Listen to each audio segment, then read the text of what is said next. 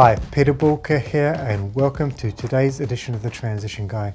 Now today I want to speak to you about exiting employees out of the business and really what are your options when someone comes to the end of their time within your business. And really today I'm going to focus on three options. Option number one, you've had a really good employee, they've served you well, they've totally been in line with your core values, they just happen to be leaving because either they're moving on to bigger and better things, maybe different things, or perhaps circumstances have changed and it's no longer appropriate for them to work with you. But whatever the case is, they're a good egg, they've done a great job for you, and really they have a notice period. They can add value during that notice period. Maybe they're transitioning their replacement in, there's things that they need to hand over. We know that as they work their notice period, they're not going to be a problem. They're not going to harm the business in any way. And it's fair and proper that they're given a good sending off. So they spend their time serving out their notice period and actually being able to say their goodbyes in a great way. And that's the most common exit that most business owners tend to face when they're moving people on. You've got the second option. Now your second option is when you've got a really good employee, again, but they're in a higher position of power. Maybe they've got access to sensitive data. And it's not that they're a bad person, but once that person has made their decision to move on, they're moving on.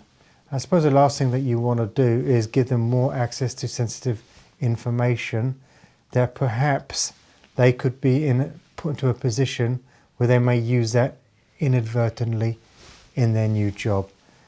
When we've got a situation like that, we tend to put them on garden leave, which means actually there's a notice period, and it could be 3 months, 1 month, 6 months. And during that 6 months, they're still employed by the business, but they're not required to work in the office. So they're required to be at home. And if the business needs them for anything, like if they hire a replacement and they need a little bit of a sort of training period or whatever, they can call upon that employee.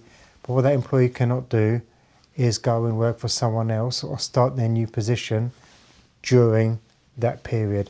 And very often what people will do is have that sort of gardening period just to stop them running straight to a competition. And then you've got your third option. And as I'm sure you've seen it in the films, where when someone sort of gets removed from a business, their desk is sort of packed and they are frog marched out the business. Now I'm not saying we frog march people out, but there's that instant cut.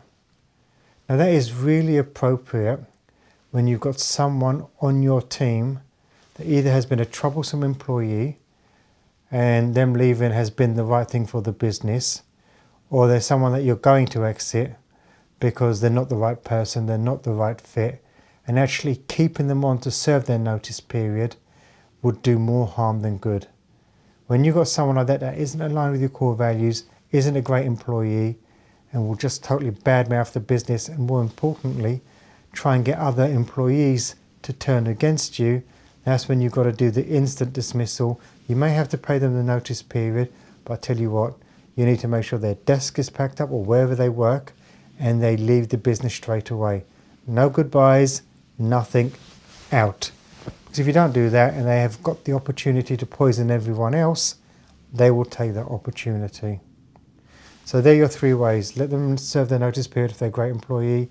If they're a great employee in a position of sort of high responsibility and access to information that we don't necessarily want to continuously give, we stick them on to garden leave. And thirdly, if they're not a great employee and we need to exit them, we do that really quickly in exit, where they can't poison anyone else, they can't really spread their negativity, and it's gone. Now, if you want to talk more about how to exit employees, you need more information, head over to Bulker.com and get in touch.